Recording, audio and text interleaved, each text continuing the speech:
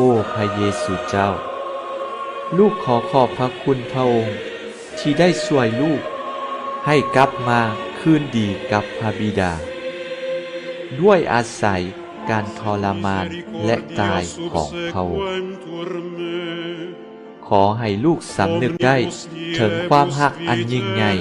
ที่พระองค์มีต่อลูกผ่านการเสียสละชีวิตของพระองค์เพื่อช่วยลูกให้รอดชีวิตโปรดให้ลูกได้รู้จักรักพระองค์และรักคนอื่นดังที่พระองค์ได้ทรงรักลูกนั่นเถิดอาเมน